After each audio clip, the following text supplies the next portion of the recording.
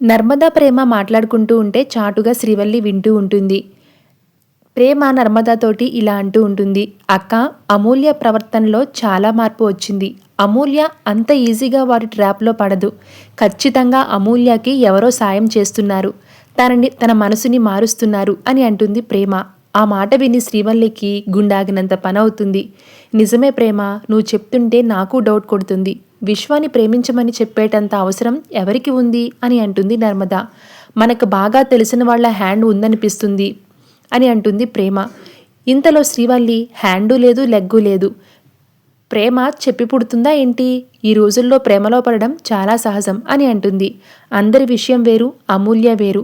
ఇన్ని గొడవలు ఉన్నాయని తెలిసిన తర్వాత కూడా అమూల్య విశ్వని ఎందుకు ప్రేమిస్తుంది? ఖచ్చితంగా ఎవరో వాళ్ళని ప్రేమలో పడేటట్టు చేశారు అని అంటుంది నర్మద. ఊకో చెలాయ్, అలా అనుకుంటే మరి ప్రేమ ధీరజులు ప్రేమించి పెళ్లి ఎందుకు చేసుకున్నారు అని లాజిక్ లాగుతుంది శ్రీవల్లి. ఇప్పుడు మనం ఆలోచించాల్సింది వాళ్ళు ప్రేమలో ఎప్పుడు పడ్డారు, ఎలా పడ్డారన్నది కాదు. ఆ ప్రేమ ఊబిలో నుంచి అమూల్యాన్ని బయటికి లాక్కుని రావడం. అసలే మన ఇంట్లో పెళ్లి చూపులు జరగబోతున్నాయి, ఆ సందడే లేదు అని అంటుంది శ్రీవల్లి. దాంతో ప్రేమ నాకెందుకో డౌట్ కొడుతుంది బల్లక్కాయ్ అని అంటుంది. అలాంటి డౌట్లు పెట్టుకోకూడదమ్మా. నాకు ఈ ఇల్లు, ఇంట్లో మనుషులు సంతోషంగా ఉండడమే ముఖ్యం. నా అంత విశాల హృదయం ఉన్న నాపై నిందలు వేస్తే కళ్ళు పోతాయి. పదండి పదండి అని లాక్కుని వెళ్ళిపోతుంది శ్రీవల్లి.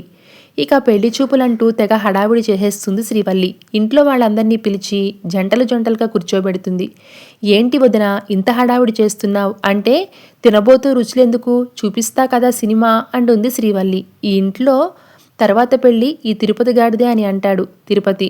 జరగని వాటి గురించి ఎందుకులే బాబాయ్, వెళ్ళి కూర్చో అంటూ అమూల్యని పిలుస్తుంది శ్రీవల్లి.